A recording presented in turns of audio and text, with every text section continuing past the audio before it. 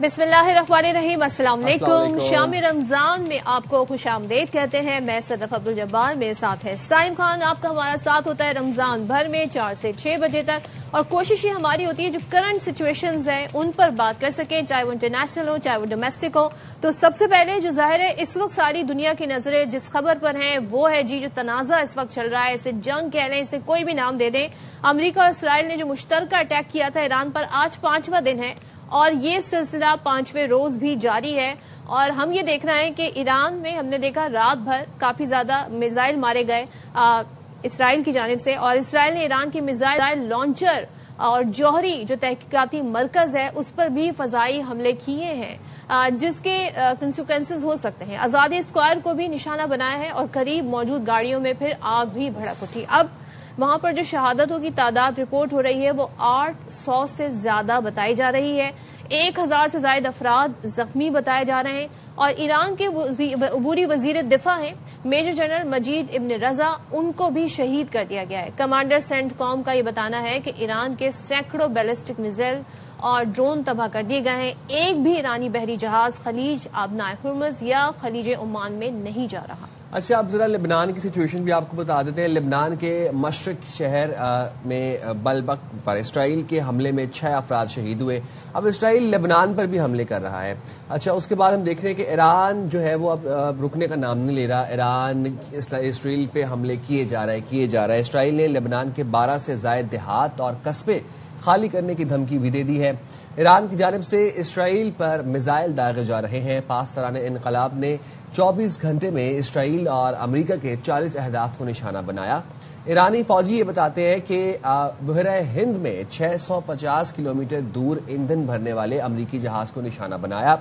आबनाए हुर्मुज Iran की बहरिया के मुकम्मल कंट्रोल में है। जो जहाज भी यहां से गुजरेगा नुकसान उठाएगा। तो ये जनाब ईरानी फौज की जानिब से ये बात सामने आ रही है। अब अमेरिकी सदर डोनाल्ड ट्रंप इस सिचुएशन में कभी कुछ कहते नजर आते हैं, कभी कुछ कहते नजर आते हैं। कभी वो कहते हैं जी मुज़ाकरात की हमें ऑफर दी है ईरान ने, लेकिन ईरान कहता है हमने ऐसा कुछ नहीं किया। अब डोनाल्ड ट्रंप ये कह रहे हैं कि इसराइल ने ईरान पर हमले के लिए मजबूर नहीं किया। उनसे सवाल पूछा गया था कि क्या आपको इसराइल ने हमले के लिए मजबूर किया, तो कहते हैं हमले के लिए इसराइल ने मजबूर ना किया, हमला ना करते तो ईरान हमला कर देता, और एक्चुअली मैंने ही ये फैसला किया कि अटैक करे ईरान पर इसराइल। तो व्हाइट हाउस में जर्मन चांसलर से वो गुफ्तगू कर रहे थे। ईरान ने जंग से मुताल्लिक कई मुल्कों को निशाना बनाया। अमरीकी और इसराइली फौज कार्रवाइयां जारी रखेगी, उनका कहना था। इससे पहले सोशल मीडिया पैगाम में अमरीकी सदर ये कहते नजर आ रहे थे कि ईरान मुज़ाकरात करना चाहता है, लेकिन अब बहुत देर हो चुकी है। सो ये उनके यू टर्न हमें नजर आ रहा है। पता नहीं बौखलाहट है या शायद ये डर है। डोनाल्ड ट्रंप ने भी ये वाली बात रिपीट की जो मार्को रूबियो ने उस दिन की,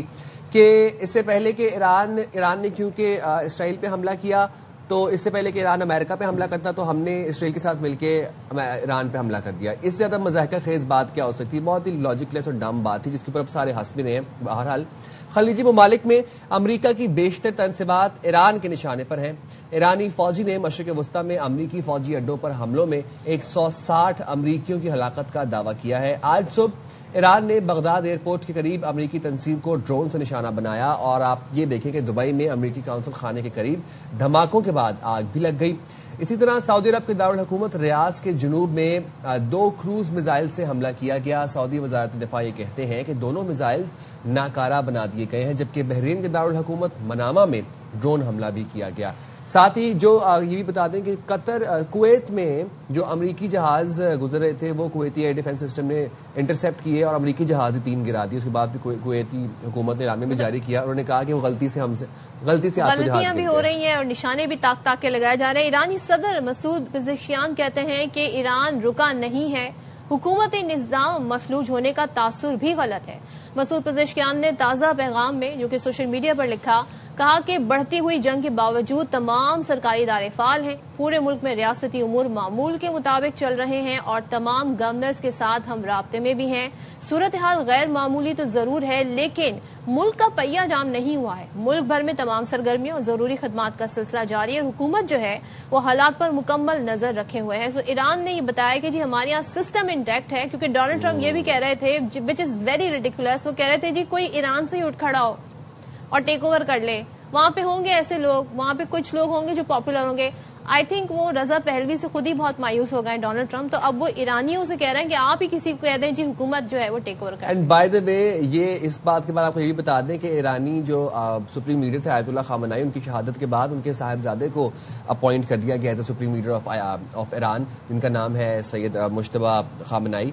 ईरान के वज़ीर ख़ारजा अब्बास अरागची कहते हैं कि पड़ोसी मुल्कों से नहीं लड़ रहे, अमरीकी अड्डे अहदाफ हैं, पूरे खित्ते में जंग फैलाना नहीं चाहते, अमरीकी अड्डों की मौजूदगी ने इलाकाई जंग बनाई है। ये वज़ारत ख़ारजा ने ये कहा कि ईरान मुज़ाकरात नहीं करेगा और बातचीत की आड़ में हमला करने वाले रुस्वा होंगे और अरब दोस्त एहतियात करें, सेवनी रिजीम जंग का दायरा वसी करने और दीगर मुल्कों तक फैलाने से नहीं हिचकिचाएगी। तो ये उन्होंने ये भी कहा कि यूरोप को भी ईरान के खिलाफ जंग में शामिल होने से इज्तनाब करने का मशवरा दे दिया है अब्बास अरागची साहब ने। अच्छा जी, वजीर आजम शहबाज शरीफ और तुर्क सदर रजब तैयब एर्दोगान का टेलीफोनिक राब्ता हुआ है और वजीर आजम का मशरिक़ वस्ता में बढ़ते बहरान पर काफी गहरी तशवीश का इजहार सामने आया है। ईरान पर इसराइली हमले और बरादर खलीजी ममालिक पर अफसोसनाक हमलों की मजम्मत भी की गई। वज़ीर आज़म शहबाज शरीफ का बहरान के हल के लिए तामीरी किरदार अदा करने के अज़्म का यादा और दोनों रहनुमाओं ने इत्तेफाक किया कि मजीद कशीदगी से बचने के लिए फरीकैन तहम्मुल और बुर्दबारी का मुजाहरा करें। तो चले जी, मौजूदा साल क्योंकि 5 दिन तो हो गए हैं, अब ये मजीद कितना एक्सटेंड हो सकती है और एक्सटेंड होगी तो इसके फिर क्या नताइज होंगे, इम्पैक्ट कॉन्सिक्वेंसेस क्या होंगे, बात कर लेते हैं। हमारे साथ मौजूद हैं साबिक सफीर नगमाना हाशमी साहिबा। थैंक यू सो मच नगमाना साहिबा फॉर ज्वाइनिंग अस। सबसे पहले तो बताइएगा, अमेरिका और इसराइल हमलों के बाद ना तो रजीम चेंज हुआ, ना ईरानी अवाम जो है वो हमें कोई ऐसे सेलिब्रेट करते हुए नजर आए कि भाई कि ये कहेंगे जी हम तो चाहते थे कि ऐसा हो, हमें ऐसा भी कुछ नजर नहीं आया, बल्कि सपोर्ट नजर आई। तो जो नताइज की तवक्को अमेरिकी सदर कर रहे थे वो तो नहीं निकले। अब आपको क्या नजर आता है, ये जंग जितनी जितनी तवील होगी इसमें फंसता कौन जा रहा है, अमेरिका या ईरान? बहुत शुक्रिया। देखिए, ये तो बड़ा एक बुनियादी एक सवाल है, इसलिए कि ये सोचना ही आई थिंक एक गलती थी कि शायद वो ईरान पे इस तरह चढ़ दौड़ेंगे और फौरन ही वहां पे कोई रिजीम चेंज हो जाएगी या उनकी टॉप लीडरशिप को जैसे उन्होंने एलिमिनेट कर दिया तो सारी कौम जो है वो झंडे लेके बाहर आ जाएगी, अमेरिका के हक में नारे लगाएगी और कहेगी कि भाई आप हमारे सेवियर हैं और आपने हमें निजात दिला दी। तो ये बहुत क्लियर जाहिर करता है कि अमेरिका को बिल्कुल भी डीप अंडरस्टैंडिंग नहीं है ईरान के सिस्टम के बारे में, और जो ईरान का एक सिविलाइजेशनल ईथोस है उसके बारे में भी वो उसको बहुत अच्छी तरह समझने में शायद नाकाम हो गए हैं। और वो ये जो इस्लामिक रेवोल्यूशन आया था और जिसकी के बाद वहां ये इस्लामिक रिपब्लिक ऑफ ईरान बनी है, वो इसकी आइडियोलॉजी को भी समझने में नाकाम हुए हैं और वो इस बारे में भी नाकाम हुए हैं कि उनको बिल्कुल ये समझ नहीं आया कि ईरान एक सिविलाइजेशनल स्टेट है और ईरानियों में हमेशा से बहुत डाइवर्सिटी है, रिलीजियस डाइवर्सिटी भी है, वहां एथनिक लिंग्विस्टिक डाइवर्सिटीज भी हैं, लेकिन उनमें ईरानियत बहुत ज्यादा है। तो वो आपस में इनके जो भी मसाइल हों, जितना भी वो आपस में अपने आप को क्रिटिसाइज कर लें, हुकूमत को क्रिटिसाइज कर लें, लेकिन वहां एक रत्ती भर भी हिमायत खास तौर पे अमेरिका और यूरोप के लिए और ट्रंप साहब के लिए बिल्कुल नहीं है। तो आई थिंक ये उनका सोच लेना ही उनकी बहुत बड़ी गलती थी।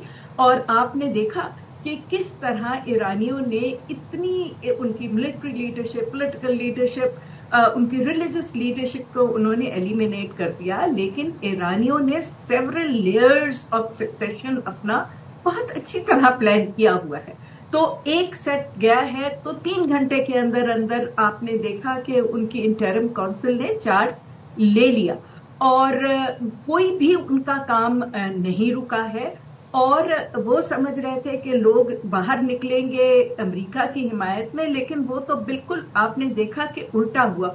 किस तरीके से बमबारी हो रही थी, किस तरीके से उस पे ईरान और इजराइल और अमेरिका हमले कर रहे थे, लेकिन लाखों की तादाद में लोग बाहर आए हैं जब ये शहादतें हुई हैं, और खास तौर पे जब इमाम खामनाई की शहादत हुई है तो पूरी कौम, क्या बच्चे, औरतें, मर्द, सब निकल के उन्होंने अपनी यकजहती का बहुत बड़ा ये सबूत दिया है। नगमाना साहिबा, एक बात बताइएगा, जिन खलीजी ममालिक को बड़ा तकिया था कि अमेरिका उनको सिक्योरिटी प्रोवाइड किएगा, जब हमले हुए तो हमें देखा अमेरिका ने अपने आप को सबसे पहले महफूज किया, उसके बाद फिर दूसरों की तरफ तो देखना भी पसंद नहीं किया, पहले अपनी तनसीबात को बचाया। अब जिस तरीके से ईरान अटैक्स भी कर रहा है, ये नजर आ रहा है कि ईरान के जो बैलिस्टिक मिसाइल्स हैं वो तो खत्म होने का नाम नहीं ले रहे, जबकि जो अमेरिका के जो इंटरसेप्शन जो दिफाई निज़ाम है जो सारे खलीजी ममालिक में है, वो जो मिसाइल्स आगे से आ रहे हैं जो इंटरसेप्ट कर रहे हैं ईरानियन मिसाइल्स को, वो बहुत हाई कॉस्ट हैं। तो अब क्या जो खारजा पॉलिसी है या जो दिफाई पॉलिसी इन खलीजी ममालिक की, इनको ये रिविजिट करने की जरूरत है? देखिए, मैं अपने कई प्रोग्राम्स में ये कह चुकी हूँ कि पिछले 47 इयर्स से जब से ये इस्लामिक इनकलाब यहाँ पे आया था, तो जो गल्फ स्टेट्स हैं उन्होंने और जो मिडिल ईस्ट की स्टेट्स हैं वो अपने उस माइंड सेट में चले गए थे कि जी हमें सबसे बड़ा थ्रेट जो है वो ईरान से है, बिकॉज ये एक इस्लामिक डिस्पेंसेशन है। और आहिस्ता आहिस्ता आपने देखा है कि पिछले 47 इयर्स में और खास तौर पे पिछले 20-25 साल में तो बिल्कुल ही सारा मिडिल ईस्ट और गल्फ स्टेट्स ऑलमोस्ट अमेरिका की क्लाइंट स्टेट्स बन गई, क्योंकि ये सारी जो है बादशाहतें हैं, एमिरेट्स हैं, और इनके पास उस तरह कोई सिक्योरिटी का निज़ाम नहीं है। इनका चाहे इंडस्ट्री हो, चाहे इंफ्रास्ट्रक्चर हो, चाहे एजुकेशन हो, हेल्थ केयर हो, सब चीजें जो है वो फॉरेनर्स करते हैं, जिनमें या साउथ एशियंस हैं या फिर यूरोपियंस और अमेरिकन्स हैं। तो उन्होंने ये परसेप्शन उनके जहन में था कि जी हम अगर अमेरिका के साथ रहेंगे तो हमारी सिक्योरिटी इंश्योर्ड होगी, और इसीलिए जब डोनाल्ड ट्रंप साहब ने इनको थोड़ा सा दाना डाला तो ये सब बड़ी जल्दी अब्राहम अकॉर्ड्स का हिस्सा बनने को तैयार हो गए। लेकिन ये जो पिछले 2-2.5 साल में आपने देखा है गजा में हुआ है और जो अभी तक होता चला जा रहा है वो खत्म नहीं हुआ, और जैसे एक एक करके तमाम जो मजबूत इस्लामी ममालिक थे जो जवाब दे सकते थे, खड़े हो सकते थे, सिवाय ईरान और पाकिस्तान के, सबको इन्होंने या बिल्कुल ही अपनी झोली में छुपाया हुआ है या फिर उनको तबाह कर दिया है। अच्छा, तो जाहिर सी बात है अब सबसे बड़ा तो पीछे चैलेंज उनको ईरान लगता है या फिर नेचुरली इसराइल को पाकिस्तान भी लगता है। लेकिन ये गजा के हालात में, और जैसे अब बहुत खुल के अमेरिका भी सपोर्ट कर रहा है और इसराइल भी कह रहा है कि ये जो पूरा मिडिल ईस्ट है ये तो it's God gift to the जूज, और ये तो हमारा प्रॉमिस्ड लैंड है, और यहाँ तो प्रॉमिस्ड लैंड की बात की जा रही है। नगमाना साहिबा, अमेरिका की अपने जरा मारूजी हालात पे आ जाते हैं। डोनाल्ड ट्रंप की पॉपुलैरिटी का ग्राफ नीचे जा रहा था। अमरीकी आवाम इस हक में नहीं थी कि वो इसराइल की जंग लड़ें, ईरान पे इस हवाले से अटैक करें कि या गजा में जो बर्बरियत जारी है वो कंटिन्यू करें, but any how Donald Trump ने फिर भी इसराइल का साथ दिया। अब हम ये देख रहे हैं कि जो IAEA है उनको ईरान में एटमी हथियार बनाने के सबूत नहीं मिले, ये दावे भी अब खोखले रह गए। फिर डोनाल्ड ट्रंप ये कहते हैं जी हमें ईरान पर अगर हमला नहीं करते तो ईरान कर देता, यानी कि उनसे बयानिया ही नहीं बन रहा। अब वो जमाने नहीं रहे कि कुछ टीवी चैनल्स पे बिठाकर अपना नैरेटिव बयान किया जाए और बताया जाए जी यहाँ पे वेपन्स ऑफ मास डिस्ट्रक्शन है, यहाँ पर जनाब ये करने जा रहे हैं। अब तो सब खुलकर सामने आ रहा है, डोनाल्ड ट्रंप के पास कोई जवाब नहीं है। कभी वो कहते हैं जी मुज़ाकरात पे बात कर लेते, फिर कहते हैं नहीं जी अब बहुत देर हो गई, फिर वो ये कहते हैं जी हम नहीं हमला करते तो ईरान कर देता। कितनी पेचीदा सूरत हाल हो गई उनके लिए। देखिए, उनके लिए तो इस वक्त बहुत ज्यादा पेचीदा सूरत हाल है। 2-3 उसकी वजूहात हैं। पहली बात तो ये है जिससे आपके कॉलीग ने अपना सवाल शुरू किया था कि ईरान ने उनकी वॉर कॉस्ट बहुत बढ़ा दी है। ईरान ने जिस तरह क्लस्टर्स में मिसाइल्स और अपने ड्रोन्स भेजे हैं जो कि चीप ड्रोन्स और सेल्फ मतलब इंडिजिनस प्रोडक्शन उनकी है, और उनका इतना बड़ा प्राइस टैग नहीं है। I am not a military expert, but मैंने जो सुना है कि जो इरानियन ड्रोन्स हैं वो 400 से लेके और 4000 तक की डॉलर की रेंज में है, और इनका इंटरसेप्टर है वो तकरीबन $1 मिलियन का पड़ता है। दूसरा, क्योंकि इतनी बड़ी क्लस्टर में ये आते हैं तो जो उनका रिसेप्टर सिस्टम है या जो उनका डिफेंसिव निजाम है वो भी कंफ्यूज हो जाता है, क्योंकि वो इतने ज्यादा टारगेट्स जो हैं वो एक साथ हैंडल नहीं कर पाता। And नगमाना ji, I would like to add कि यहाँ पर अब अमेरिका के लिए मसला ये भी बना हुआ है कि वो जो इंटरसेप्टर मिसाइल्स हैं वो अपने लिए रखे, वो इसराइल को दे या फिर वो इन गल्फ कंट्रीज को दे ताकि ये ईरान के मिसाइल्स इंटरसेप्ट कर सकें। देखें, वही बात है ना कि ये उनके पास जितने स्टॉक फाइल्स हैं ये जरा कॉम्प्लिकेटेड वो हैं, वो उनके पार्ट्स दुनिया में से इधर उधर से आते हैं, कुछ यूरोप में बनता है, कोई इटली में बनता है, कोई कहीं और बनता है, फिर वो जाके जुड़ते हैं। ईरान ने तो इंडिजिनस अपनी इंडस्ट्री बनाई हुई है, उन्होंने तो देवर under sanctions for so long कि वो तो सेल्फ सफिशिएंट हो गए हैं। तो उनके लिए वो कहते हैं कि जो मतलब कंजर्वेटिव वो भी है कि वो 2000 ड्रोन्स पर डे बना सकते हैं एक फैक्ट्री में, और उनकी बेतहाशा फैक्ट्रीज हैं ऐसी। तो उनके पास अभी काफी स्टॉक फाइल्स मौजूद हैं, और उसने पहली तो बात यह है कि इसकी कॉस्ट जो है वॉर की वो बहुत ज्यादा इंक्रीज कर दी है अमेरिका के लिए, और अमेरिका की जो रीजन में सिक्योरिटी है उसको भी उन्होंने बहुत बुरी तरह हिट किया है। और आप अगर देखें तो चाहे वो इजिप्ट हो जो सबसे पहले अमेरिकन का एलाय बना था, तो वहां भी पार्लियामेंट में लोगों ने कल उठ के अच्छा खासा शोर हंगामा किया है इस वॉर के खिलाफ, अमेरिका के खिलाफ। और उसके इसी तरह अमेरिका में आप देखिए आज अमेरिकन आज तो अभी तो उनकी रात है, जब सुबह होगी तो सेनेट में रेजोल्यूशन कंजर्वेटिव पार्टी वो उनकी जो डेमोक्रेटिक पार्टी है वो मूव कर रही है इस वॉर के खिलाफ, और इसको बिल्कुल ऐसे ही पब्लिक भी सेंटीमेंट ऐसे ही। नगमाना साहिबा, थैंक यू सो मच। और ईरान ने देखिए लास्ट ईयर जो हुआ था जून के बाद उन्होंने तैयारी की है, अब जो उनका टारगेट है वो सिर्फ अमेरिका की मिसाइल या इसराइल के मिसाइल पर इसराइल पर अटैक करने नहीं, अपने बैलिस्टिक मिसाइल से, बल्कि साथ में वो माशी अहदाफ को भी निशाना बना रहा है। स्ट्रेट ऑफ हॉर्मूज को बंद कर देना, फिर अमेजन के डेटा सेंटर पर अटैक कर देना, क्योंकि अब स्टॉक एक्सचेंज जो है वो एआई के डेटा से चलती हैं। तो यहाँ पर जो मैं क्योस देख रहे हैं, उसके बाद जो रिलायंस गल्फ कंट्रीज का अमेरिका पर देख रहा हूँ, अमेरिका के लिए जो कॉस्ट है वो पॉलिटिकल कॉस्ट भी बहुत बढ़ रही है और इकोनॉमिक कॉस्ट भी बहुत बढ़ रही है। Yes, you are right. अच्छा, हम ये बात बहुत दिनों से कर रहे हैं लगातार कि स्ट्रेट ऑफ हॉर्मुज अगर बंद हो गया तो फिर क्या होगा, ऑयल की प्राइसेस कहाँ जाएंगी, स्टॉक मार्केट पे क्या इफेक्ट पड़ेगा। खलीजी ममालिक का 80% से ज्यादा पानी, राशन, जो खुराक है ये स्ट्रेट ऑफ हॉर्मुज के थ्रू आती है। उसके बाद पूरी दुनिया की 20% ऑयल जो है वो स्ट्रेट ऑफ हॉर्मुज से सप्लाई होता है। 25% से ज्यादा एलएनजी पूरी दुनिया के अंदर स्ट्रेट ऑफ हॉर्मुज से सप्लाई होता है। अब जनाब इसके कहीं ना कहीं कुछ ड्रास्टिक इफेक्ट्स आना शुरू हो गए हैं। तेल कंपनियों ने पेट्रोल पंप्स को तेल की फराहमी महदूद कर दी है, पाकिस्तान की बात हो रही है, और सप्लाई के ऑर्डर कैंसिल करना शुरू कर दिए हैं।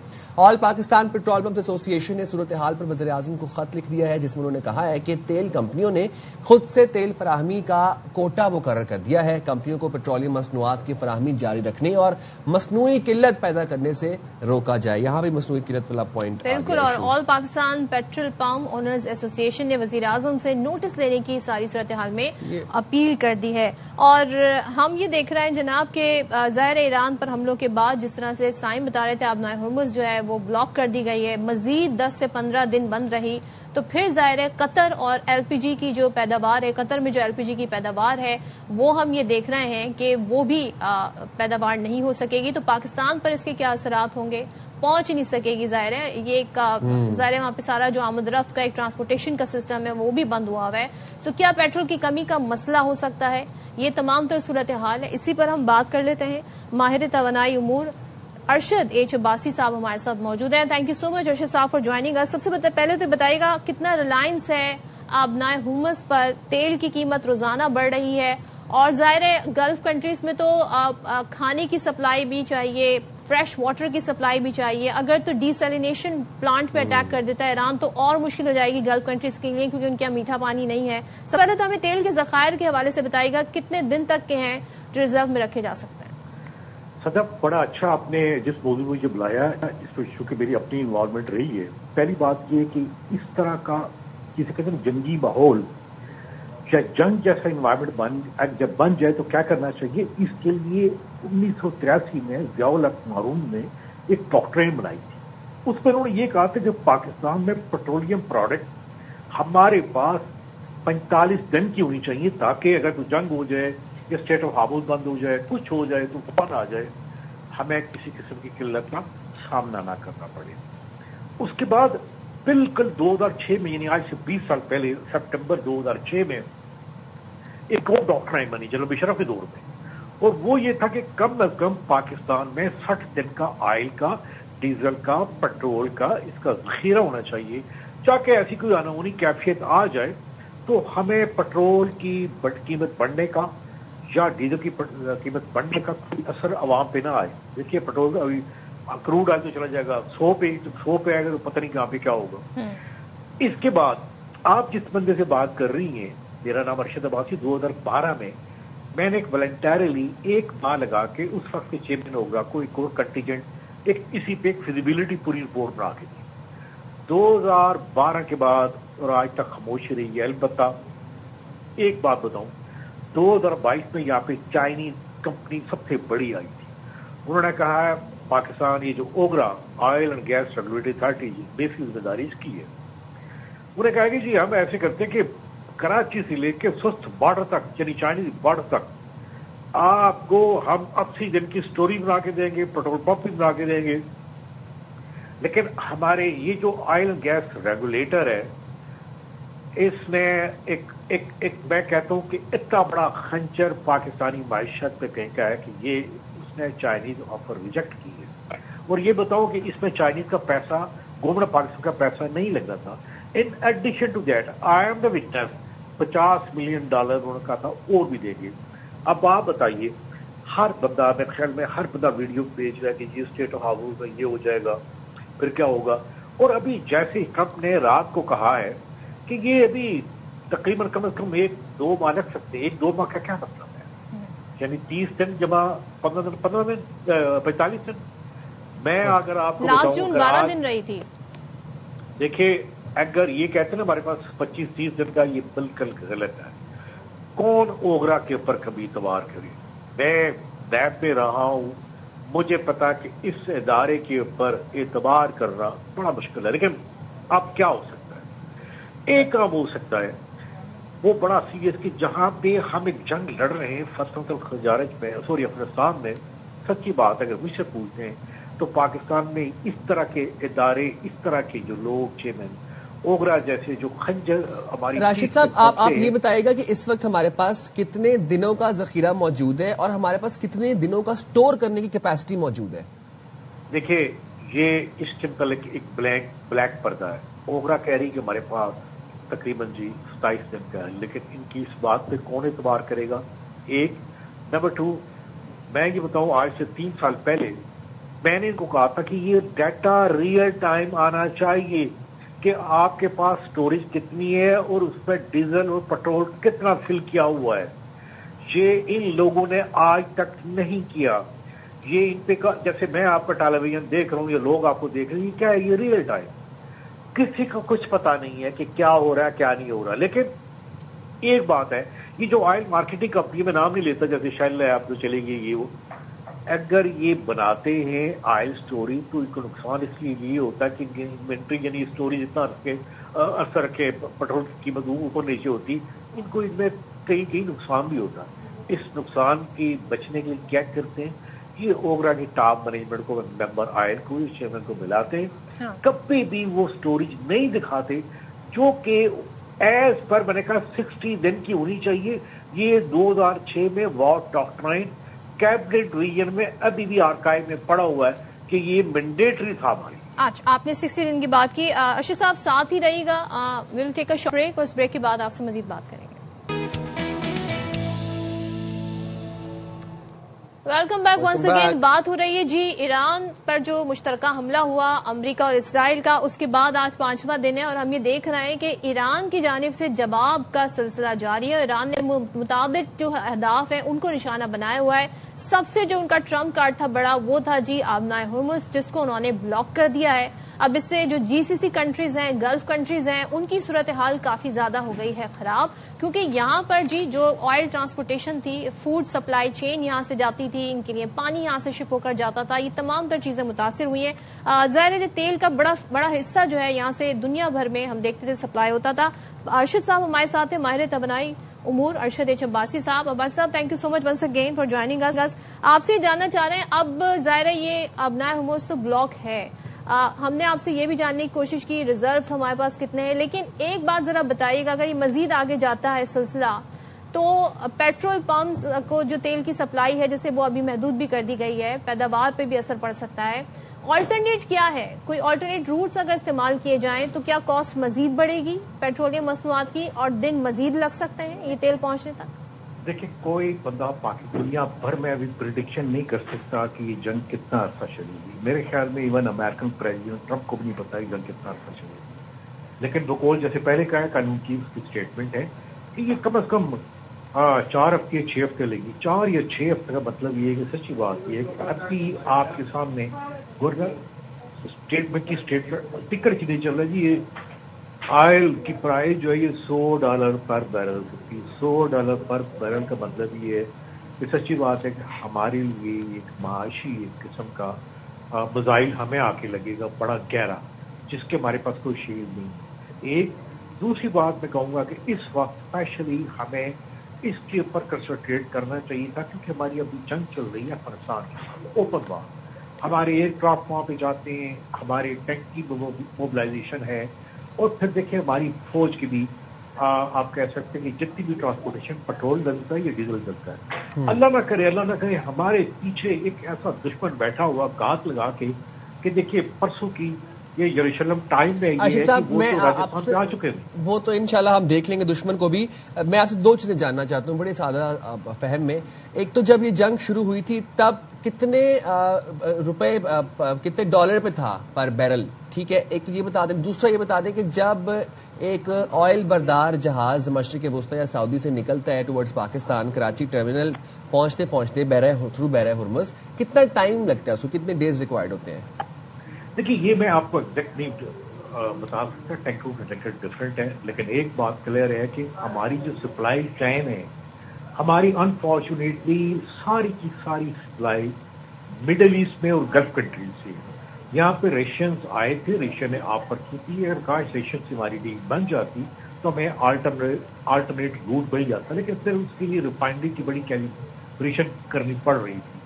پھر سب سے بڑی جو ہم سے غلطی ہوئی ہے وہ یہ ہوئی ہے ایل این جی کی. ایل این جی جو ہم نے صرف قطر پہ ڈیپینڈ کیا اور ان کی گیسیفیکیشن پلانٹ تو کل سے بند پڑے ہوئے ہیں.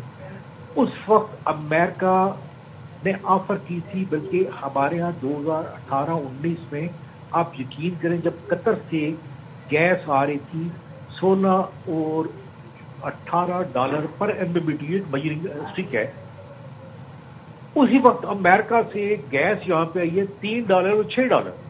ہمارے پاس جو آلٹرنیٹ ہے وہ ہونا چاہیے تھا کہ ہم نے صرف گلف کنٹری سے اسٹیٹ آف ہارمز ساری کی ساری اس چوک پوائنٹ جو آپ بار بار دکھا رہے ہیں وہیں پہ ڈیپینڈنٹ ہے. اچھا, یہ ایک اور غلطی بھی ہم سے ہوئی ہے پاکستان. حالانکہ آلٹرنیٹ روٹ یس اینی آلٹرنیٹ روٹ ابھی آپ ڈیل کریں گے. ابھی تو پوری دنیا میں دیکھیں اس پہ پاکستان ڈیپینڈنٹ نہیں ہے, اس پہ چائنا بھی ہے, اس پہ ساؤتھ کوریا بھی ہے, اس پہ انڈیا بھی ہے, اس پہ جاپان بھی ہے. تو کیا خیال ہے سب سے پہلے وہ پہنچیں گے, ان کی ڈیمانڈ کتنی ہے اور ہماری کتنی ہے. اگر ایمرجنسی میں کوئی ہماری ڈیمانڈ پوری کرتا ہے تو وہ کس ریٹ کے اوپر ہے. اللہ معاف کرے, ابھی امریکہ میں جو برنٹ ہے اس کی پرائز $100 سے اوپر جا رہی ہے, اور پہلے جو تھی تقریباً 70, 71, 72, 73 تھی. تو آپ سوچیں کہ ہمارے لوگوں پہ کیا امپیکٹ پڑے گا, ہماری اکانومی پہ کیا فرق پڑے گا. وہ سب سے بڑی بات ہے جو روزمرہ کی جو چیزیں ہیں, آپ جو گراسری لے رہے ہیں, آپ جو ویجیٹیبل لے رہے ہیں, ہر چیز کے اوپر پیٹرول ان بیسک انگریڈینٹ. بالکل, اور اسٹریٹ آف ہارمز بند ہونے سے بہت بڑا ایک معاشی بم گرے گا اکانومی کے اوپر. بہت شکریہ ارشد صاحب, آپ نے پروگرام کے لیے وقت نکالا. تو یہ سچویشن ہے جناب, اگر یہ جنگ یہ جو سچویشن ہے تھوڑی اور پرولونگ ہوتی ہے تو بہت مسائل ہو سکتے ہیں. جو کرنا ہوگا پالیسی کے تحت کرنا ہوگا, اسٹریٹجی کے تحت کرنا ہوگا, ورنہ بہت ڈراسٹک نتائج. ہی واز سو رائٹ جب انہوں نے کہا کہ دیکھیں صرف پاکستان ہی نہیں, یہاں سے جی چائنا کو بھی سپلائی ہو رہی تھی تیل کی, اور چائنا کے تو بڑا ڈیپینڈنٹ ہے چائنا ابنائے ہرمز سے جو تیل سپلائی ہوتا ہے, اور ایران سے بالخصوص. اور پھر ظاہر ہے ساؤتھ کوریا بھی ہے, نارتھ کوریا بھی ہے, دیگر کنٹریز بھی ہیں, چائنا بھی ہے. بات کر لیتے ہیں جی آپریشن غضب الحق کے حوالے سے. افغان طالبان رجیم کے ہلاک کارندوں کی تعداد 481 ہو گئی ہے، جبکہ 696 سے زائد زخمی ہیں۔ یہ بتانا ہے وفاقی وزیر اطلاعات عطا تارڑ کا۔ ان کے مطابق افغان طالبان کی اب تک 226 پوسٹیں تباہ جبکہ 35 پر قبضہ کر لیا گیا ہے۔ افغان طالبان رجیم کے 198 ٹینک اور مسلح گاڑیاں تباہ کر دی گئی ہیں۔ افغانستان میں 56 مقامات پر فضائی کارروائیوں میں اہداف کو نشانہ بنایا گیا ہے۔ ہم جائیں گے کسی بریک پہ، حاضر ہوں گے بریک کے بعد. Stay there with us. Welcome back جناب. اب امڈسٹ آل دس ریجنل انسٹیبلٹی آپ کو پتا ہے کہ پاکستان اپنے ویسٹرن فرنٹ پہ ایک ایسکلیٹڈ کانفلکٹ میں انگیجڈ ہے ود افغانستان، کیونکہ افغانستان نے جارحیت کی بلا اشتعال پاکستان کے ساتھ، تو پاکستان نے پھر پاکستان پہ لازم تھا منہ توڑ جوابی کارروائی کرنا. تو آپریشن غضب للحق اپنے اہداف حاصل کرنے تک جاری رہے گا. افغان طالبان فتنہ الخوارج اور فتنہ ہندوستان کے خلاف پاک فوج کی بھرپور کارروائیاں اس وقت بھی جاری ہیں. اب فوج نے 50 مقامات پر افغان طالبان رجیم اور دہشت گردوں کے ٹھکانے تباہ کر دیے ہیں. 3 اور 4 مارچ کی درمیانی شب قلعہ سیف اللہ، چمن، سمبازا، گھڈوانا، جانی اور غزنالی سیکٹر کارروائیاں کی گئیں. ان مقامات کو سرحد پار سے دہشت گردی کے لیے استعمال کیا جا رہا تھا اور کارروائیوں کے دوران افغان طالبان، فتنہ الخوارج اور فتنہ الہندوستان کو بھاری جانی و مالی نقصان پہنچایا گیا. چمن سیکٹر کی بات کر لیتے ہیں تو چمن سیکٹر میں افغان طالبان کی مسلح تشکیل کے خلاف کامیاب کارروائی بھی کی گئی، جس میں ایک دہشت گرد جہنم واصل ہوا اور 3 کو زخمی حالت میں گرفتار بھی کیا گیا ہے. اچھا، تورخم کے نزدیک افغان طالبان اور فتنہ الخوارج کی دراندازی کی کوششیں ناکام بنا دی گئی ہیں. افغان طالبان سرغنہ قہرمان ساتھیوں سمیت جہنم واصل ہوا. سرغنہ کا تعلق جلال آباد سے بتایا جا رہا ہے. پاک افواج کی کامیابیوں کا اعتراف اب نیو یارک ٹائمز نے بھی کر لیا ہے اور تصدیق کی ہے کہ بگرام ایئر بیس پر کامیابی کے ساتھ ایک بڑا حملہ کیا گیا، جس میں ایک ایئر کرافٹ ہینگر اور 2 ویئر ہاؤسز تباہ کیے گئے، جس کی سیٹلائٹ تصویر بھی یعنی کہ ثبوت بھی سامنے آ گئے ہیں. تو نیو یارک ٹائمز کا کہنا ہے کہ افغانستان کی وزارت دفاع نے بھی پاکستانی فضائی حملے کی تصدیق کر دی ہے. بات کر لیتے ہیں وزیر اعظم کے کوآرڈینیٹر برائے اطلاعات خیبر پختونخوا اختیار ولی خان ہمارے ساتھ موجود ہیں. اختیار ولی صاحب، تھینک یو سو مچ، آپ نے جوائن کیا. ذرا موجودہ جو خطے کی صورتحال ہے اس کو مد نظر رکھتے ہوئے جو قومی سلامتی کا اجلاس ہوا کتنا امپورٹنٹ تھا، کن امور پر بات ہوئی، کیا معاملات طے پائے ہیں جو شیئر کیے جا سکتے ہیں؟ بہت شکریہ صدف، تھینک یو ویری مچ. جو اجلاس ہوا پرائم منسٹر نے اس کو چیئر کیا، اس میں پولیٹیکل پارٹیز کے ہیڈ آئے تھے، اس میں جو پارلیمانی لیڈرز تھے وہ آئے تھے. ان کو بریف کیا گیا کہ افغانستان میں جو صورتحال چل رہی ہے کیا ہے، اس کے بارے میں ان کو آگاہ کیا گیا. جو مشرق وسطی کی صورتحال ہے اس کے بارے میں، جو خلیج کی صورتحال ہے اس کے بارے میں ان کو آگاہ کیا گیا. انفیکٹ اس وقت پاکستان وہ پوزیشن جو ہے پہلی والی نہیں رہی. پاکستان اب بہت بہترین پوزیشن پر ہے. ہمارا جو سفارتی محاذ پہ ہماری قد کاٹ ہے الحمدللہ وہ پہلے سے کہیں زیادہ ہے اور پورے آب و تاب کے ساتھ پاکستان وہاں پر بڑے اپنے وقار کے ساتھ کھڑا ہے. تو اپنی تمام چیزوں کو دیکھتے ہوئے، ملکی مفادات کو پہلے اور پھر بعد میں دیگر چیزوں کو، تو تمام جتنے پارلیمانی لیڈرز ہیں ان کو بریف کیا گیا، ان کو بریفنگ دی گئی اور ان کو آن بورڈ لیا گیا. اور انہوں نے پرائم منسٹر کی اب تک جتنی کوششیں ہیں اس بارے میں اس کو سراہا. اسپیشلی یہ جو ایران والا مسئلہ تھا، اس میں پرائم منسٹر نے حد الوسع کوشش کی کہ یہ جنگ نہ چھڑے اور اس کو روکا گیا تھا. یا جتنا یہ ڈیلے ہوا، آپ یہ کہہ سکتے ہیں کہ اس میں وزیر اعظم شہباز شریف کا بہت بڑا ہاتھ تھا. اور اب بھی پرائم منسٹر جو ہیں وہ اس بات کی وہ کر رہے ہیں کہ امن کی میز دوبارہ سجانے میں پاکستان کا جو ہے تو وہ ایک منفرد کردار جو ہے وہ ہونا چاہیے. تو ڈیفینیٹلی میرے خیال میں انشاءاللہ یہ ہو بھی جائے گا اور اس میں کوئی مجھے وہ نہیں لے. اور پاکستان کی جتنی پولیٹیکل پارٹیز ہیں انہوں نے وزیر اعظم کی کردار کو بہت سراہا، ان کی تعریف کی. اور پرائم منسٹر کو تمام پولیٹیکل پارٹیز نے اپنے بھرپور تعاون کا یقین دلایا کہ اس مشکل گھڑی میں ہم آپ کے ساتھ کھڑے ہیں. پاکستانی قوم اس وقت یک جان ہے، یک آواز ہے اور ایک ساتھ چلیں گے اور کوشش کریں گے کہ دنیا میں اس وقت تو صرف ایک ملک یا 2 ملک کی بات ہی نہیں ہے. اس وقت تو آپ سمجھ سکتے ہیں اور آپ کو پتہ ہے کہ یہ جنگ جو ہے یہ تیسری جنگ عظیم کی شکل اختیار کرنے لگی ہے.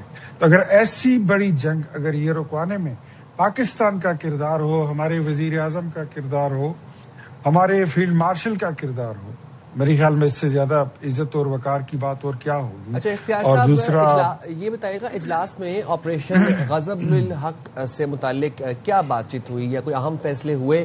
کیونکہ افغان طالبان جو عبوری حکومت ہے، جو رجیم ہے، ہم دیکھ رہے ہیں کہ اب وہ سیز فائر کے لیے کبھی ادھر دھکے کھا رہے ہیں، کبھی کسی کنٹری کو میڈیشن کے لیے لے کے آ رہے ہیں. تو کیا اہم فیصلے کیے گئے غضب للحق کے حوالے سے؟ آپریشن غضب للحق جو ہے وہ جاری رہے گا. کسی نے پوچھا بڑا اچھا کہ یہ کب تک جاری رہے گا، تو ہمارا جواب یہ ہے کہ امن کے قیام تک یہ جاری رہے گا. جب تک یہ ضمانت نہیں دی جائے گی کہ افغانستان کی سرزمین جو ہے وہ پاکستان کے خلاف استعمال نہیں ہوگی. لڑائی تو اسی بات پہ چھڑی ہے. تو اختیار صاحب ورنہ مذاکرات تو یہ ضمانت جو دی جائے اس سے گی پہلے ہمارے لیٹ سے کہ مذاکرات تو اس سے پہلے سرزمین جو دوحہ ہے میں بھی وہ ہوئے. دہشت گردی کے استعمال نہ ہو، وہ کیا ایسے سٹیپس ہوں گے، وہ کیا ایسے اقدامات ہوں گے جس سے پاکستان کو یقین آئے گا؟ کیونکہ انہوں نے تو ہر بار دھوکہ دیا ہمیں، پہلے تو اس بات کے قائل ہی نہیں ہوتے، لیکن وہ کون سے ایسے سٹیپس لینے پڑیں گے جس پہ ہم یقین ہم کر سکتے ہیں؟ دیکھیں ہمارا کام ہے ضمانت مانگنا، ان کا کام ہے ضمانت دینا. اس کے بعد بات پھر یہاں تک آ جاتی ہے کہ کیا وہ ضمانت قابل قبول ہے یا نہیں ہے. ضمانت قابل قبول ہوگی تو بات آگے بڑھے گی اور امن کے جھنڈے لہرا دیے جائیں گے. آخری مقصد ہمارا یہی ہے کہ امن قائم ہو، جنگ بھی ختم ہو. جنگ کسی مسئلے کا دیر پا حل بھی نہیں ہے. دنیا کی جتنی جنگیں ہوئی ہیں اس کا اختتام جو ہے تو وہ جنگ بندی پر اور پھر امن پر ہی ہوا ہے، صلح پر ہی ہوا ہے. لیکن ہم سمجھتے ہیں کہ ہم نے اس بار افغانستان کے مسئلے پر اور پھر یہ طالبان رجیم کے جتنے مسائل ہیں، ہم نے دیکھا کہ ہم نے اس کو بہت بڑا ٹائم دیا اور امن کی کوششیں صرف ایسا محسوس ہو رہا تھا کہ ہم یک طرفہ کر رہے ہیں. دوسری جانب یہ احساس ہی نہیں تھا کہ ان کا نقصان ہو رہا ہے. ہمارا مسجد، ممبر، محراب، مدرسہ، بازار، چوک چوراہے، خواتین، بچے، بوڑھے، بزرگ، سیکیورٹی فورسز، پولیس، مطلب کوئی ایک جگہ، کوئی گردوارہ، چرچ، کوئی جگہ محفوظ نہیں تھی نا. اور اس کی اجازت آپ کو کون دیتا ہے؟ اس کی اجازت تو نہ قرآن میں ہے، نہ تورات میں ہے، نہ زبور میں ہے، نہ انجیل میں ہے. کسی کتاب میں نہیں ہے، نہ آسمانی کتابوں میں، نہ زمینی کتابوں میں. کہیں بدھا میں نہیں ہے، بدھ مت میں نہیں ہے، رامائن میں نہیں ہے، سیتا گیتا، کوئی بھی کتاب آپ اٹھا لیں کہ کہیں پہ اس کا ذکر نہیں ہے. جو کام یہ لوگ کرتے ہیں. So we are very much clear. ہم اس بات پر قائل ہیں کہ جو ہو رہا ہے پاکستان کے ساتھ، اس کے پیچھے انڈیا اور اسرائیل کا ہاتھ ہے. اور پاکستان کے خلاف جو افغان طالبان رجیم استعمال ہو رہے ہیں وہ محض کھلونا ہے، محض ایک فیس ہے. بالکل. ان کو فائنانشل سپورٹ اور دیگر ان کی جتنی فیسیلیٹیشن اور ایک اور کلیئرٹی بھی ہے نا ہمارے پاس اختیار ولی صاحب، جو کہ ہمیں فیلڈ مارشل نے دی کہ یہ فتنہ الخوارج ہیں، یہ خارجی ہیں، ان سے کوئی بات چیت نہیں ہو سکتی. ان کو یہ بس جہاں ملیں گے ان کو مارنا ہے، نہ یہ گڈ ہے نہ یہ بیڈ ہے. تھینک یو ویری مچ اختیار ولی صاحب، آپ نے پروگرام کے لیے وقت ملا. یہاں پر شارٹ بریک لیں گے، بالکل بریک کے بعد آپ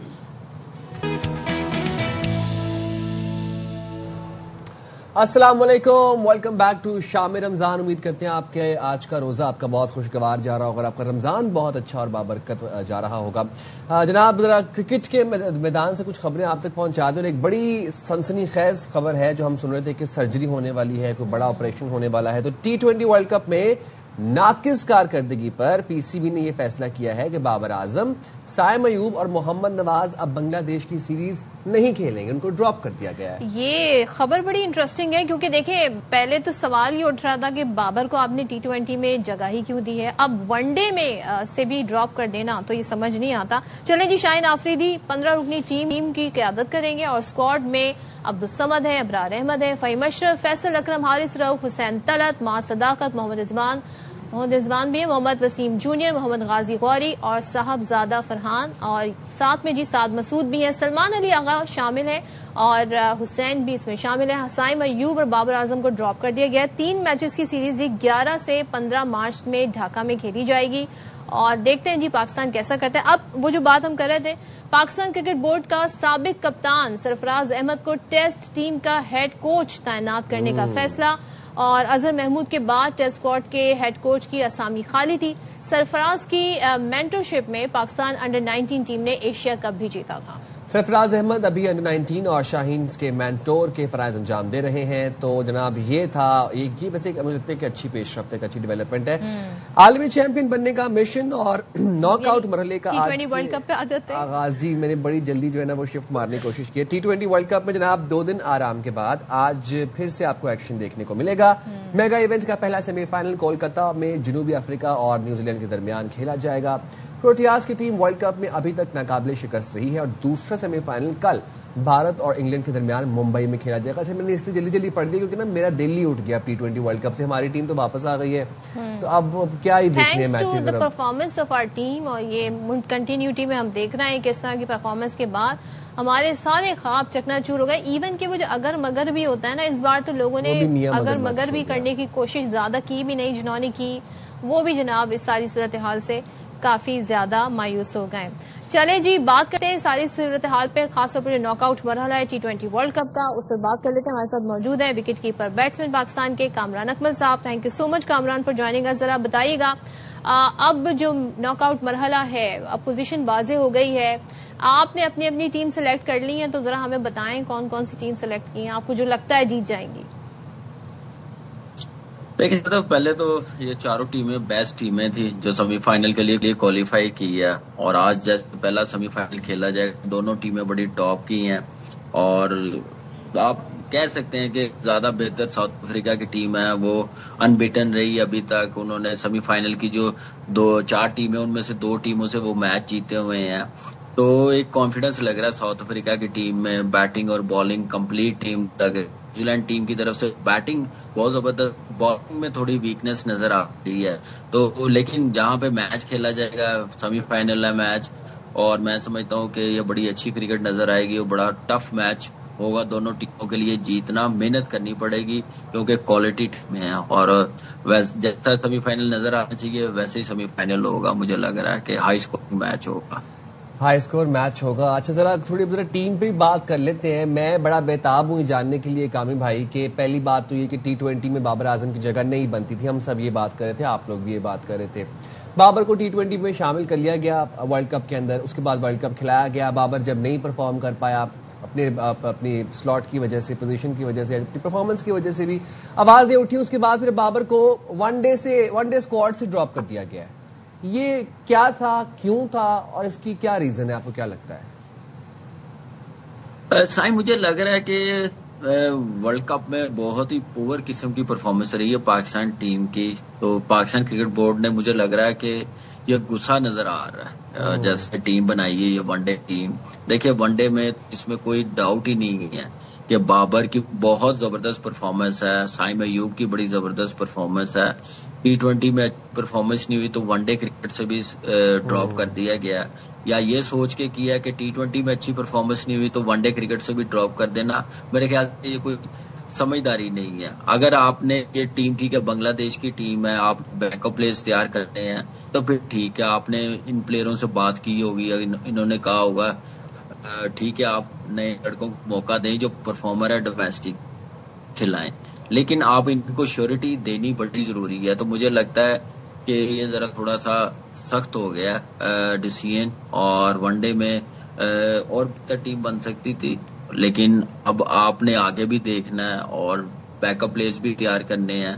तो मुझे लग रहा है कि अब बैकअप प्लेयर्स की तरफ तैयार करने जा रहे हैं, लेकिन उसके लिए आपको सिस्टम बनाना पड़ेगा, प्रोसेस बेहतर करना पड़ेगा, सिलेक्शन पॉलिसी जो है परफॉर्मेंस बेस्ड बनानी पड़ेगी। यहाँ पे गाजी गौरी को सेकंड विकेट कीपर रखा है, मुझे लग रहा है कि टेस्ट मैच होता है तो मैं कहता ठीक है 4 डे में अच्छी परफॉर्मेंस है।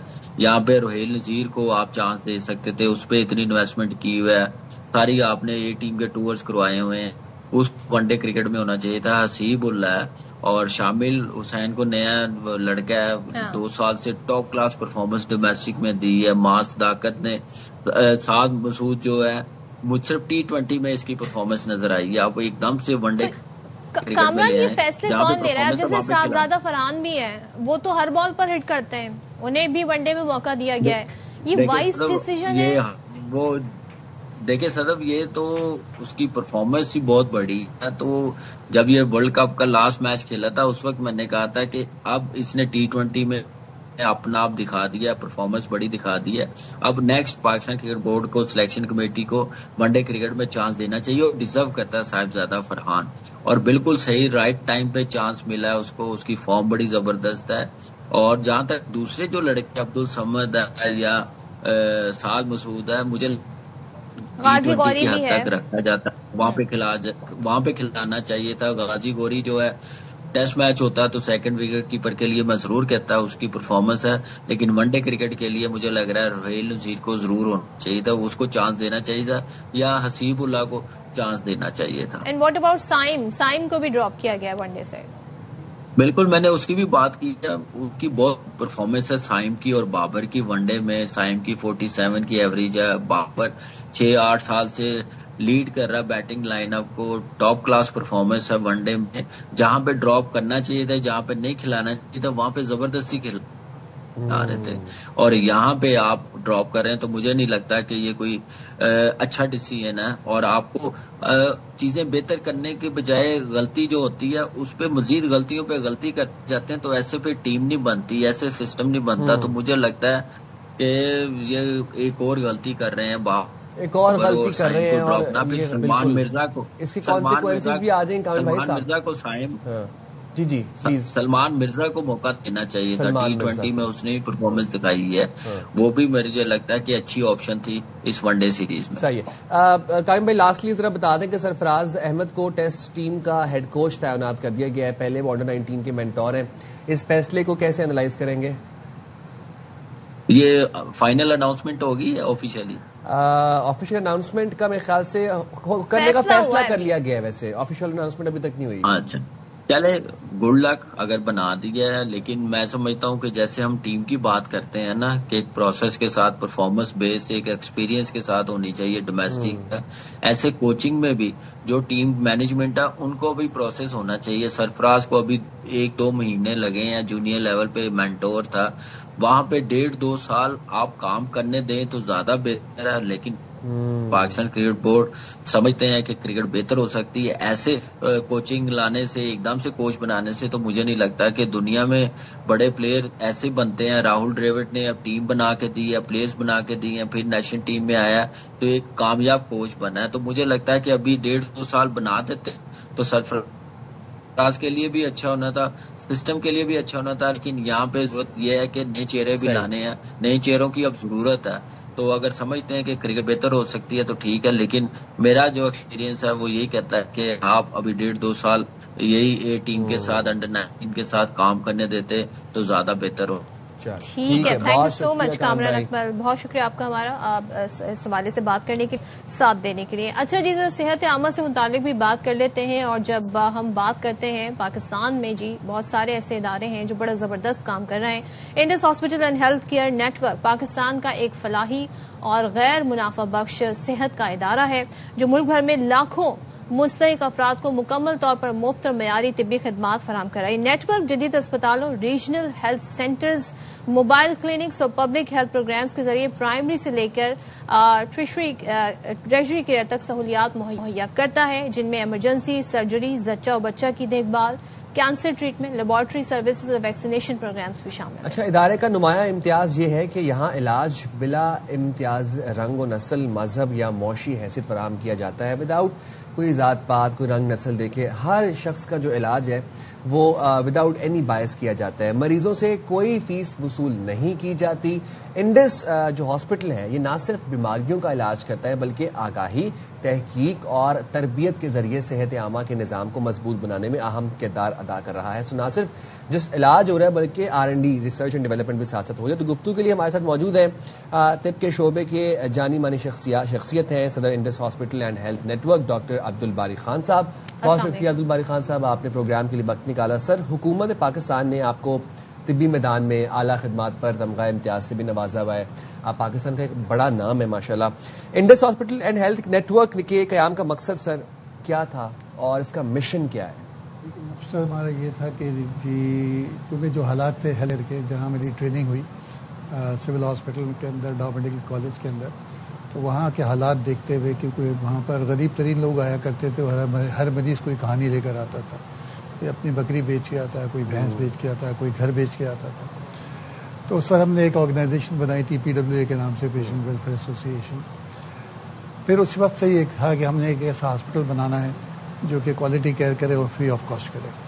تو مشن یہی ہے کہ جو excellence driven quality health care free of cost دیا جائے، کیونکہ لوگوں کی آپ کو پتہ ہے کہ جس کو اپنا سب کچھ بیچنا پڑتا ہے، اور وہ جو پاورٹی لائنز پہ لوگ اوپر نیچے ہوتے رہتے ہیں، اور جو آپ کی جس ملک میں اگر $1 a day انکم کے اوپر دیکھیں تو آپ کی 37% پاپولیشن بلو پاورٹی لائن ہے.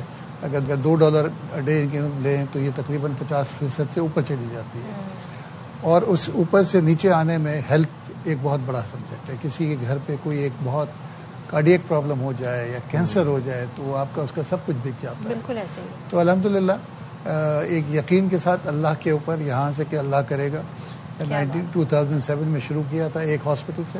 اللہ تعالیٰ نے آج الحمدللہ کوئی 13 ہاسپٹل پورے پاکستان میں اور سارا نیٹ ورک ہو گیا. جیسے آپ نے کہا کہ 5 لاکھ مریض ماہانہ ٹریٹ ہوتے ہیں پورے نیٹ ورک. جذبہ جو انتہائی قابل ستائش ہے، لیکن ظاہر تھوڑا سا بزنس ماڈل بھی تھوڑا لوگوں کے ذہن میں آتا ہے، کیونکہ فیس نہ لینے کے باوجود جو معیاری علاج ہے وہ کیسے برقرار رکھا ہوا ہے؟ دیکھیں، ایک تو ہم نے کوالٹی کا معیار یہ رکھا کہ جی جہاں ہم اپنا علاج کرا سکیں، کیونکہ ہر انسان کو کوالٹی علاج اس کا حق ہے.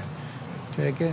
اللہ تعالیٰ نے مختلف طبقے پیدا کر دیے. کوئی غریب ہے تو مڈل کلاس ہے، کیونکہ وہ ایک ایکولیبریم اس دنیا کے اندر قائم رکھنا ہے.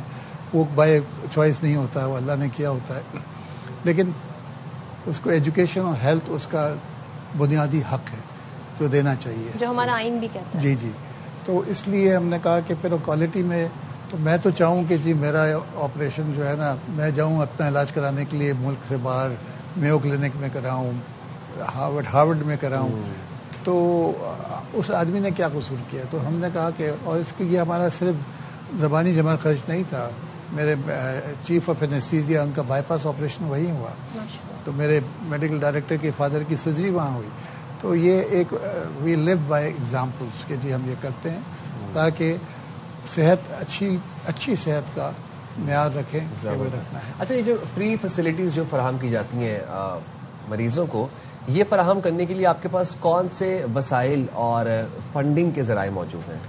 دیکھیں، فنڈنگ ذرائع دیکھیں، جب میں کیجویلٹی بنا رہا تھا تو اس وقت ہم نے کوئی 36 لاکھ کا بجٹ بنا تھا 1987 میں. اچھا.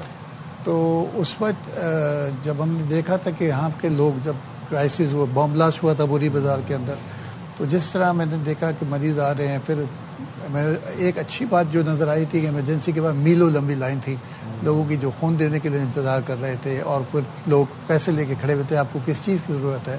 تو احساس ہوا تھا کہ یہ قوم ایک عجیب قوم ہے. تو ہم نے جب وہ بنایا تو ہم پہلی دفعہ اسکول کے بچوں کے پاس گئے تھے، ان کو منی باکسز دیے تھے. 3.6 ملین میں سے 2.4 ملین ان بچوں نے جمع کیے تھے.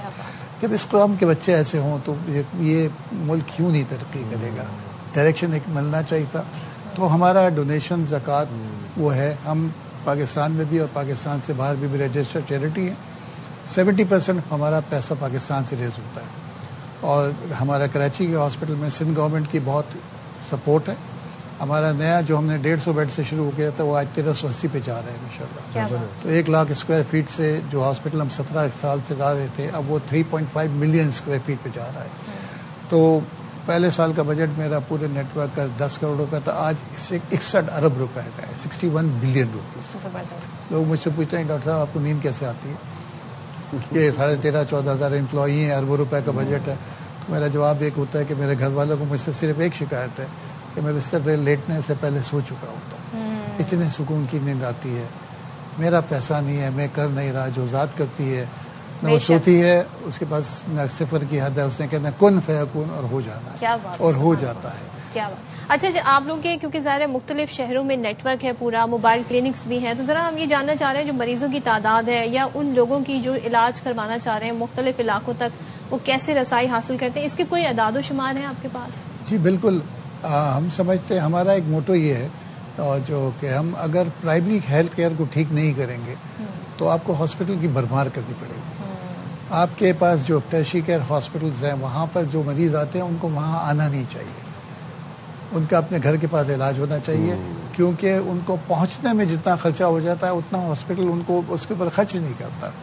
تو اسی لیے ہم نے دیکھا کہ آپ سے 110 سے زیادہ ہماری پرائمری ہیلتھ کلینکس ہیں, اور ہمارا یہ ہے کہ ریچ دا ان ریچیبل.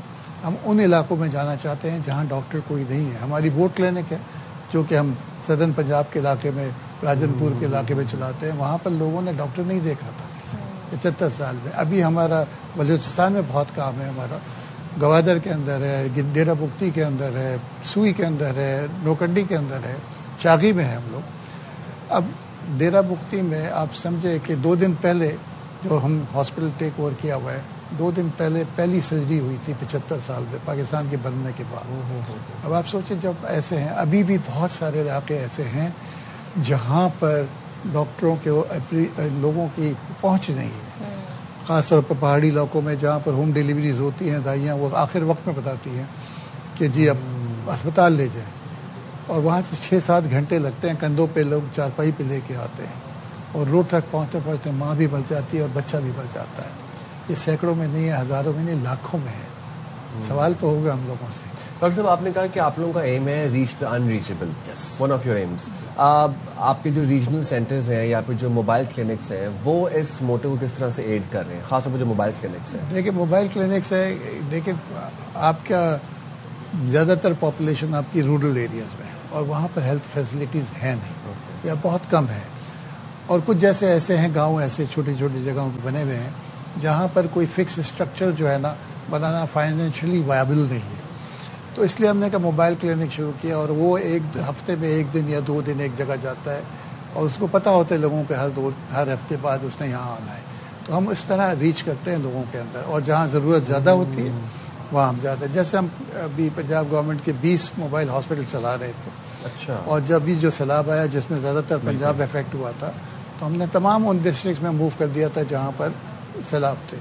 تو وہاں پر اس میں صرف علاج نہیں ہو رہا تھا, وہاں پر ڈیلیوریز بھی ہو رہی ہوتی ہیں.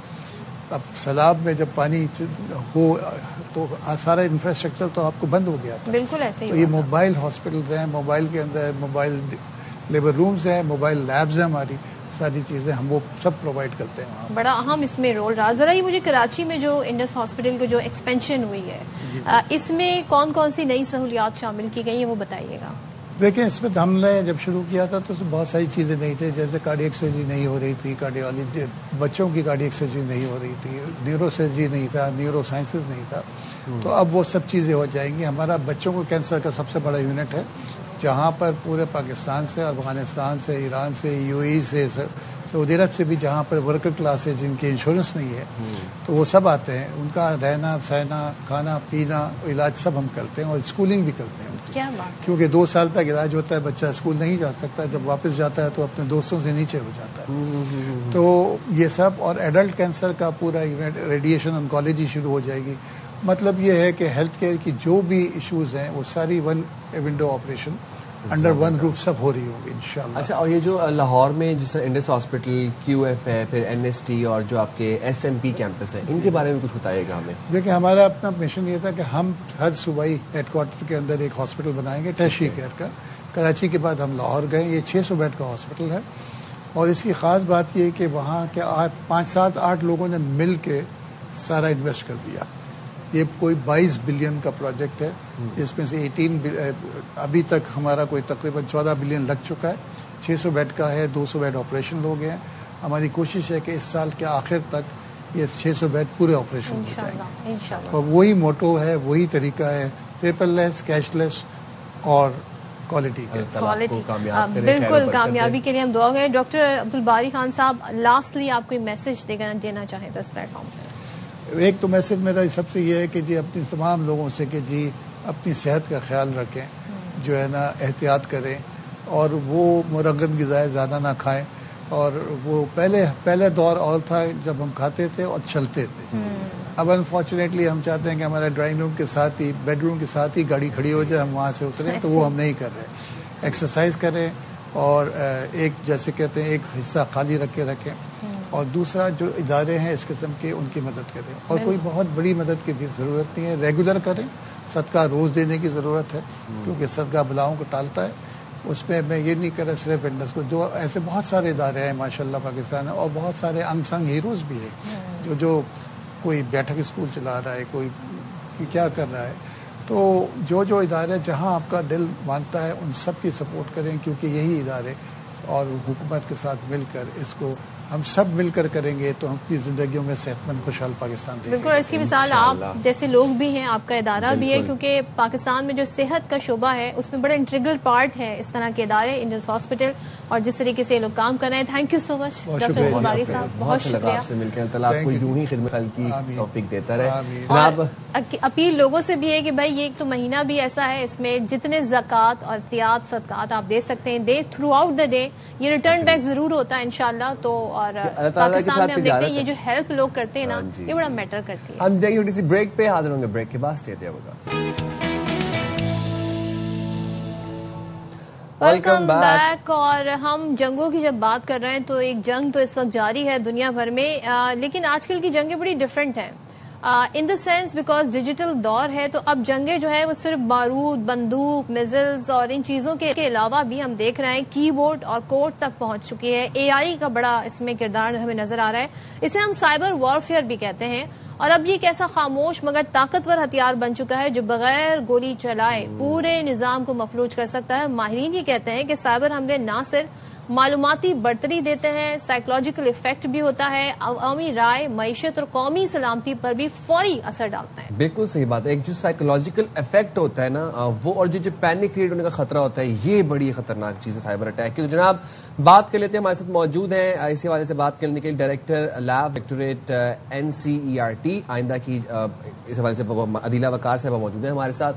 بہت شکریہ عدیلہ صاحبہ، آپ نے شام رمضان کے لیے وقت نکالا. ذرا بتائیے گا کہ آج کل کے وقت میں جو جنگ ہے وہ صرف زمینی بحری بری نہیں ہے، وہ اب سائبر بھی ہے، انفارمیشن ڈیٹا بھی ہے، نظریے کی جنگ بھی ہے. موجودہ دور میں سائبر وارفیئر روایتی جنگ سے کس طرح سے اس کو ایڈ کر سکتا ہے اور اس سے بچا کیسے جائے؟ اچھا دیکھیں، جس طرح آپ نے کہا کہ سائبر وارفیئر نے روایتی جنگ کو یقیناً بہت فنڈامنٹلی تبدیل کر دیا ہے، اور آپ نے کہا کہ کس طرح سے تبدیل کیا ہے اور کیا تبدیلی آئی ہے. تو میری نظر میں 4 ایسے ایریاز ہیں جن کے اندر ایک فینومینل تبدیلی آئی ہے، اور وہ آئی ہے سائبر وارفیئر اور کنونشنل وار کی کمبینیشن کی وجہ سے. پہلی بڑی تبدیلی تو یہ آئی ہے کہ اب وار فزیکل نہیں رہی، اب یہ ایک ہائیبرڈ بیٹل فیلڈ کی شکل اختیار کر گئی ہے، جس کے اندر کائنیٹک فورس کے ساتھ ساتھ نان ملٹری ٹولز یعنی کہ سائبر ٹولز کو استعمال کر کے بھی دشمن کے اوپر ایک اسٹریٹجک برتری حاصل کرنے کی کوشش کی جاتی ہے. ایک دوسرا اہم نقطہ جو سامنے آتا ہے وہ یہ ہے کہ سائبر آپریشنز عموماً ملکوں کو پری کانفلکٹ شیپنگ کے دوران بہت مدد کرتے ہیں، یعنی پری انویژن پیریڈ سے پہلے ہی ایک دشمن ایک اور دشمن کے اور ITOT یا ڈیجیٹل انفراسٹرکچر کے اوپر مختلف سائبر حملوں کے ذریعے حاوی ہو کر پہلے سے ہی ایک سائیکولوجیکل اسٹریٹجک ڈومیننس اچیو کر لیتا ہے، جو کہ اس کو بعد میں during the invasion active invasion period مدد دیتی ہے. ایک اور جو اہم نقطہ اس سے جڑا ہوا ہے وہ یہ ہے کہ اس طرح کے حملے ایک پرسسٹنٹ انگیجمنٹ کا موقع دیتے ہیں. یعنی عموماً جب ہم کائنیٹک اسٹرائکس کی بات کرتے ہیں تو ایک ملک ایک اور ملک کے اوپر کوئی زمینی یا کسی اور جو سی لینڈ اینڈ ایئر کے حوالے سے جو حملے کیے جاتے ہیں جن کو ہم کنونشنل اسٹرائکس بولتے ہیں، ان کے حوالے سے تو دیکھا گیا کہ جب ایک حملہ ہو جاتا ہے تو اس کے بعد ریٹیلیشن کے طور پہ یا ڈیفینس کے طور پہ دوسری سائڈ سے ایک اور حملہ ہوتا ہے، اور ان دونوں حملوں کے درمیان میں کچھ گیپ ہوتا ہے. بٹ سائبر آپریشنز ایک ایسا ایریا ہے کہ جو ایک پرسسٹنٹ انگیجمنٹ الاؤ کرتا ہے. یعنی کہ آپ جس پرسسٹنٹ انگیجمنٹ کی بات کر رہے ہیں اس کی ظاہر حالیہ مثال ہمارے سامنے ہے، اور ہم یہ دیکھ رہے ہیں کہ AI کے ذریعے فیک تصاویر، فیک ویڈیوز اور بار بار ایک پروپیگنڈا اس کے ذریعے کریٹ کیا جاتا ہے، اور جب تک اس کی ویریفیکیشن ہوتی ہے تب تک نیریٹو جو ہے بہت سارا بلڈ ہو چکا ہوتا ہے. اب جیسے پاک فوج نے افغان طالبان رجیم کی جارحیت کے رد عمل میں عسکری تنصیبات کو نشانہ بنایا، اور اقوام متحدہ امدادی مشن کی جو رپورٹ ہے وہ بڑا یہاں پر میٹر کرتی ہے. وہ بنیاد بنا کر افغان اور بھارتی میڈیا نے افغانستان میں سول آبادی کو نشانہ بنانے کا گمراہ کن اور جھوٹا پروپیگنڈا کیا، اور ہم یہ دیکھ رہے ہیں کہ پرسسٹنٹ ہے یہ پروپیگنڈا. آپریشن غزل الحق سے متعلق DGISPR بریفنگ میں واضح کر چکے ہیں، اور انہوں نے کہا تھا کہ پاک فوجی استعداد جو مستند انٹیلیجنس کی بنیاد پر ملٹری اور دہشت گردی کے اہداف کو نشانہ بنایا، جبکہ دوسری طرف سے جھوٹ گھڑا جا رہا ہے. تو اس کا فوری سد جواب کتنا میٹر کرتا ہے؟ देखिए, फौरी सतबाब तो बिल्कुल मैटर करता है. हम इसको AI या साइबर सिक्योरिटी की ज़बान में मिस इन्फॉर्मेशन कहते हैं, यानी कि गलत इन्फॉर्मेशन को सही कहकर पेश करना. और इसके इफेक्ट साइकोलॉजिकल तो होते ही होते हैं, बट इसके लॉन्ग टर्म स्ट्रेटेजिक इफेक्ट्स भी देखे जाते हैं. सद्देबाब के लिए अमूमन डिस इन्फॉर्मेशन कैंपेन्स या मिस इन्फॉर्मेशन कैंपेन्स के हवाले से उनका counter communication then becomes very important, क्योंकि आपने उस वक्त सही इन्फॉर्मेशन सही ऑडियंस को फ्लोट करनी होती है. और जहां तक आपने बात की कि सिविलियन इंफ्रास्ट्रक्चर, अगेन ये भी एक साइड इफेक्ट कह लीजिए आप साइबर ऑपरेशंस को वॉरफेयर में इस्तेमाल करने का, कि अब टारगेट्स बहुत एक्सपैंड हो गए हैं, यानी कि सिविलियन इंफ्रास्ट्रक्चर भी बैटलफील्ड का एक पार्ट बन गया है. तो ऐसा है कि ज़रूरी नहीं है कि हर जंग के अंदर सिविलियन इंफ्रास्ट्रक्चर को निशाना बनाया जाए, बट हमने देखा है कि यूक्रेन रशिया के वॉर के दौरान बिल्कुल यूक्रेन के गवर्नमेंट को, उसके कम्युनिकेशन नेटवर्क्स को, सैटेलाइट नेटवर्क वगैरह को निशाना बनाया गया. जबकि और ये तो हमने दुश्मन का एक वॉर स्ट्रेटेजी देखी, हमने पिछले साल भी देखी कि जब प्रोपोगेंडा करके AI इस्तेमाल किया गया और गेम्स की तस्वीर इस्तेमाल करके फिर कहा गया कि यहाँ पे ये अटैक वगैरह, फजूल का बयानिया. बहुत शुक्रिया अदिला साहिबा, आपने बड़ी हमें एनलाइटन किया बड़ी नॉलेज से. मूविंग फॉरवर्ड, जहां पर हम टेक्नोलॉजी की बात करें वहां पर आपको बता दें कराची में कम्युनिटी पुलिसिंग की जानिब से हाई डेफिनेशन और हाई टेक कैमरों की तनसीब शुरू कर दी गई है ताकि शहरियों की सिक्योरिटी को यकीनी बनाया जा सके. तो नजीर शाह हमें दिखा रहे हैं ये हाई डेफिनेशन और हाई टेक कैमरे. आप बिल्कुल देखें, शहर कायद में कम्युनिटी पुलिसिंग कराची की जानिब से जदीद और हाई टेक कैमरों की तनसीब का बाकायदा आगाज कर दिया गया है. इस वक्त हमारे साथ CP के बानी मुराद सोनी मौजूद है, जो बताएंगे कि इनकी खसूसियात क्या हैं, किन किन जगहों पर ये इंस्टॉल होने, कितने हो चुके हैं. देखिए, अभी जो हम हाईटेक कैमरे लगाने जा रहे हैं कराची के 50 मकामात जो हमने आइडेंटिफाई कर लिए हैं इस पे, ये सबसे बड़ी इसकी खूबी ये है कि 2 किलोमीटर की रेंज पे वो देख लेते हैं. नंबर प्लेट भी लेगा, गाड़ी की फेस रिकग्निशन भी करेगा. इसके अलावा ये ऑटो जूम पे चलता है, यानी वो पायलट प्रोजेक्ट अगर हमने 5 सेकंड में रख दिया तो 5 सेकंड उसी रूट के ऊपर वो एक बंदे को देख रहा होगा, कवर कर रहा होगा. ये एक जदीद कैमरा है. तो भी हमने शारा फैसल पे लगाए. हमारे ज़हन में ये कि हम पहले शारा फैसल है, शारा पाकिस्तान है, शारा कायदीन है, ये बड़े बड़े जो जगह हैं इनको हम पहले कवर करें. इसके बाद फिर हमारे जैसा DH भी हमारे लिस्ट के अंदर है, हमारे अजीजाबाद का भी एरिया हमारे लिस्ट के अंदर है, क्योंकि बहुत सारे एरिया हैं जिसमें हम लिस्ट में, जिस तरह हमारा वेस्ट बिल्कुल खाली है, वेस्ट के अंदर हमारे 4 कैमरे लगने जा रहे हैं. ये हमारा आइडिया है. आप बिल्कुल देखें, ये एक अच्छा बड़ा प्रोजेक्ट है और यहाँ पर आप देख सकते हैं कि हर 30 सेकंड के बाद कोई भी जो गाड़ी गुजरती है, अगर वो चोरी की होगी तो यहाँ पर फौरन से पॉपअप अलर्ट जारी होगा कि अगर कोई भी हादसा होता है. बल्कि यहाँ पर आप देख सकते हैं ये हादसा हो गया, ये लाइव हादसा मॉनिटर किया जा रहा है यहाँ पर. और इसी तरह की सिचुएशंस कराची में कोई भी वाकया हो जाता है, कोई दहशतगर्दी हो जाती है, कोई हादसा हो जाता है, कोई आग लग जाती है, तो ये कैमरे उसमें मददगार साबित हो सकते हैं. CPK की जानिब से जो इनकी वॉलंटियर जो खिदमात हैं, उनसे पुलिस ना सिर्फ फायदा उठा रही है बल्कि हर दूसरे रोज इससे जराइम पेशा अनासिर भी पकड़े जाते हैं और दीगर चीजें भी सामने आती हैं. जी, बड़ा अच्छा ये इनिशिएटिव है, लेकिन इससे नताइज हमें ये मिलने चाहिए कि जो हादसात हो रहे हैं, चोरी हो रही है, हम खासतौर पर देखें मोबाइल स्नैचिंग हो रही है, रैंसम की जो वारदातें हैं, इनकी भी पकड़ धकड़ होनी चाहिए और वो एदाद शुमार भी फिर सामने आने चाहिए. बिल्कुल जी, हम एक छोटी सी ब्रेक पे हाजिर होंगे. ब्रेक के बाद स्टे देयर विद अस. ये जंगों का ऐसा सिलसिला शुरू हुआ कि हम अफ्तार, रमजान, रोजे, क्या हो गया गाइस, हम रमजान में है, हम क्यों नहीं अफ्तार की बात करते. तो तरह तरह की इफ्तारी और जी रेसिपीज हैं, तो आज की वैसे रेसिपी बड़ी देखिए, हमने शाम रमजान में जिम्मेदारी ली है, हमारी रिवायत है शाम रमजान में कि हम यूनिक से यूनिक तर रेसिपी आप तक पहुंचाएंगे. तो जनाब, आज हम लेके आए हैं आपके लिए पेश खिदमत है नूडल्स कबाब. आज की हमारी रेसिपी है नूडल्स कबाब.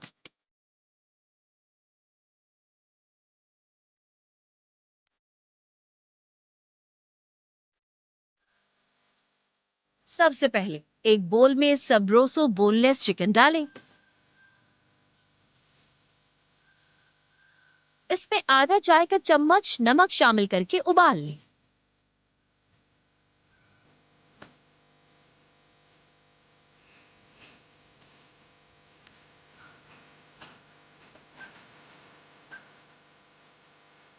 अब चिकन को अच्छी तरह रेशेदार कर लें.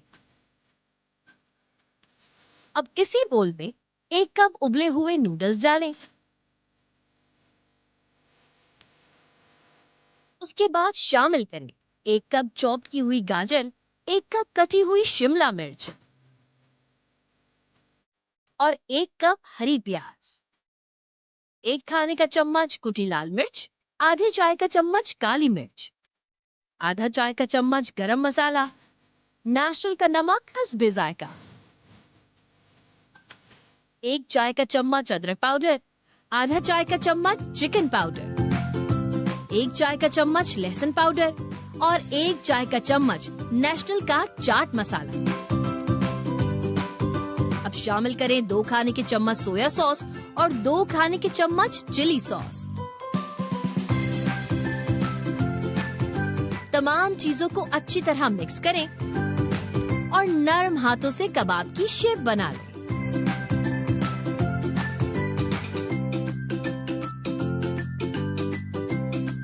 اب کباب کو پہلے انڈے میں ڈپ کریں، پھر بریڈ کرمز میں اچھی طرح کوٹ کریں۔ کیا بات ہے بھائی، مزے کی لگی آپ کو یہ ریسیپی دیکھنے میں؟ زبردست۔ میں تو بس کلوزنگ کرے، میں نے جا کے نوڈلز کباب کھانے، میں نے افطار کے بعد لینے، پھر افطار کے بعد کھاؤں گا۔ ہمیں دے اجازت جی، اللہ حافظ، پاکستان زندہ باد۔